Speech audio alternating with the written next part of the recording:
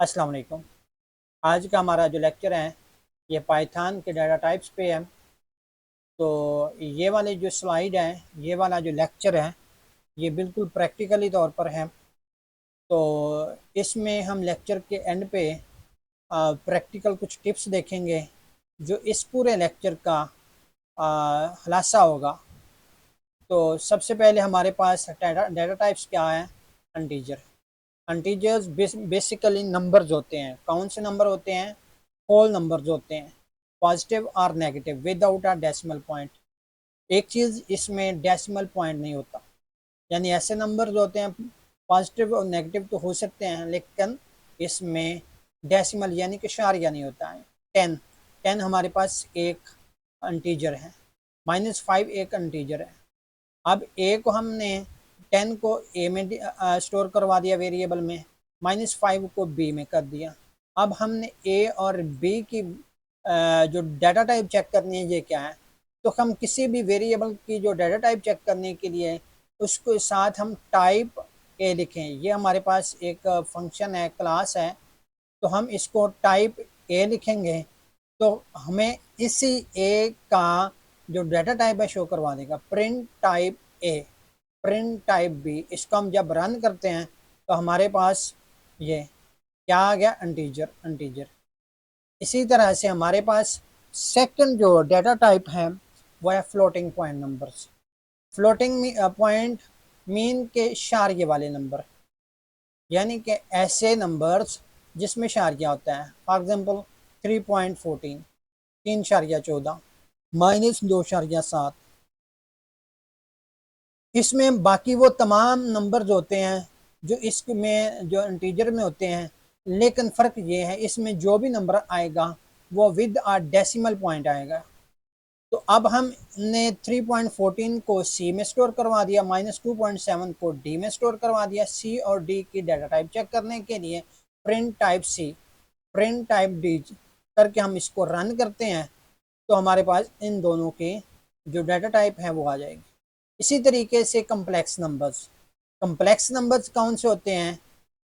ये हमारे पास इसमें इस नंबर के अंदर इसके दो पार्ट्स होते हैं, एक रियल और एक इमेजिनरी। ये वाला हमारा जो पार्ट होता है 1, ये क्या है? रियल है। एंड 2j जो हमारे पास इसका जो नंबर है, जो पार्ट है, ये हमारे पास इमेजिनरी पार्ट है। तो इन दोनों को हमने स्टोर किस में करवा दिया? ई वेरिएबल में। तो इसी तरीके से 3-4j इसको स्टोर करवा दिया एफ। अब एक सवाल ये पैदा होता है, ये जो नंबर हैं कम्प्लेक्स नंबर्स कहाँ पे यूज़ होते हैं? ये जो है ये कम्प्लेक्स मैथमेटिक्स में यूज़ होते हैं। जो कम्प्लेक्स कैलकुलेशंस हैं उनमें यूज़ होते हैं।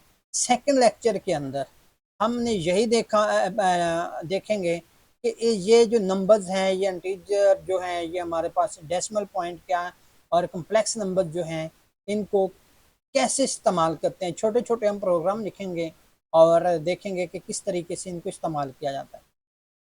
तो इस तरीके से हमने ई और एफ की जो डाटा टाइप चेक करनी है तो प्रिंट करके चेक करेंगे, हमारे पास कॉम्प्लेक्स आ गया।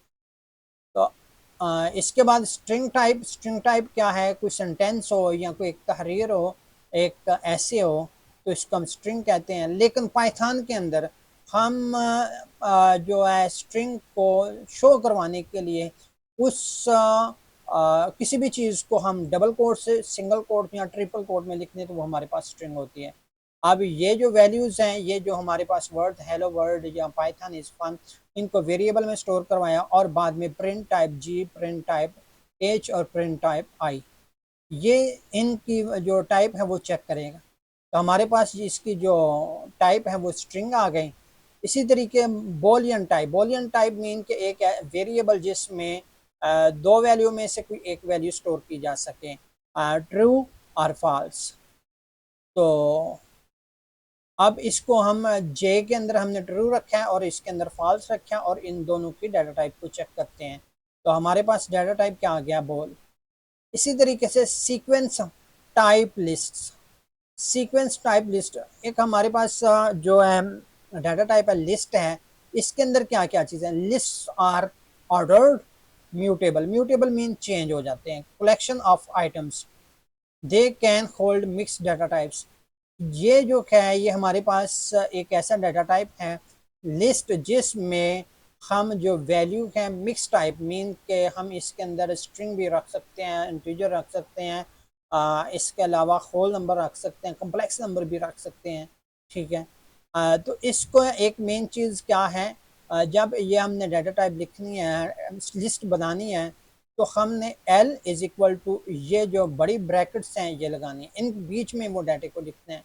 और इनको सेपरेट करने के लिए हम जो है ये कॉलन ये इस्तेमाल करें, कॉलन। ठीक है, सेमी कॉलन कॉलन। तो अब इसके जो टाइप है चेक करेंगे, एल की टाइप चेक करते हैं क्या देता है हमें। तो हमारे पास इसके टाइप लिस्ट आ गए। अब टपल, टपल क्या है, टपल भी एक हमारे पास डाटा टाइप है।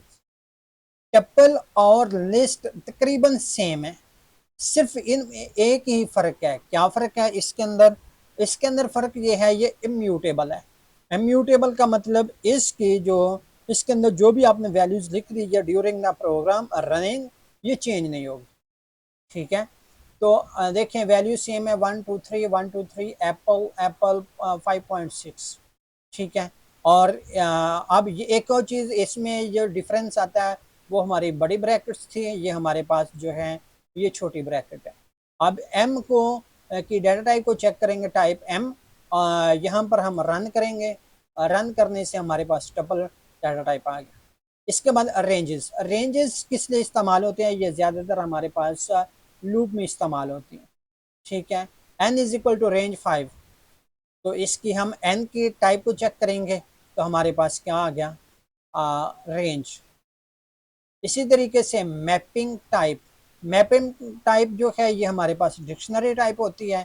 तो इसके अंदर क्या होता है, हमारे पास एक हमारे पास की है, ये नेम की है, और इसको हम डबल कोट्स के अंदर लिखेंगे, फिर ये कॉलन लिखेंगे, और कॉलन लिखने के बाद फिर इसके बाद इसकी जो वैल्यू है वो लिखेंगे। ये की है, ये वैल्यू है। तो ये जो की और वैल्यू जो है ये आपस में पेयर्स की सूरत में स्टोर होते हैं।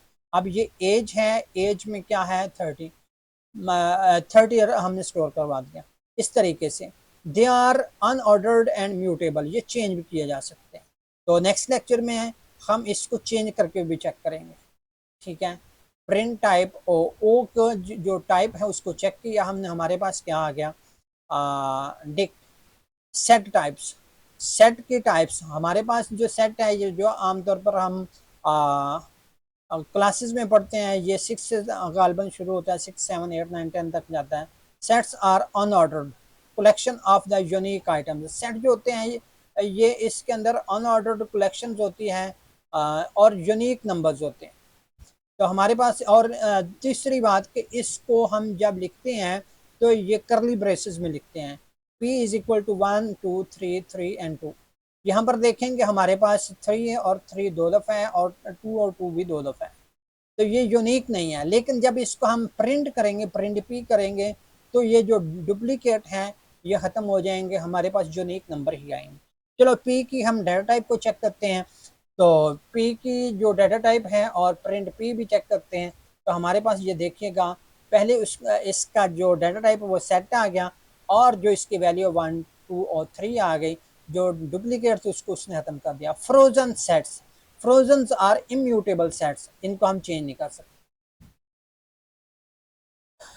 तो बाकी सेम है, इस जो सेट की तरह है, बस इस पे हम ड्यूरिंग द प्रोग्राम चेंज नहीं कर सकते। साथ में इसके जब हमने इसको लिखना है तो लिखने के लिए हमने फ्रोजन सेट लिखना है, और छोटी ब्रैकेट लिखनी है, फिर बड़ी ब्रैकेट लिखनी है, और इसके बीच में जो वैल्यूज़ लिखनी है। अब इसके बाद क्या है, नन टाइप। नन टाइप जो represent the absence of a value, यानी कि कोई चीज़ जो खाली है, ये मीन के कोई वेरिएबल के अंदर कुछ वैल्यू स्टोर नहीं है, तो वो उसके लिए हम इसको यूज़ करते हैं। R is equal to none, none ये मीन को इसके अंदर कोई वैल्यू नहीं। अब इसका जो डाटा टाइप चेक करेंगे तो हमारे पास क्या आ जाएगा, हमारे पास जो है नन टाइप आ गया। इसके बाद प्रैक्टिकल टिप्स, जिसकी हम बात कर रहे थे स्टार्ट में। तो प्रैक्टिकल टिप्स के अंदर क्या है, यही हिलासा था। टाइप फंक्शन जो है ये चेक करता है वेरिएबल की क्या टाइप है। ठीक है।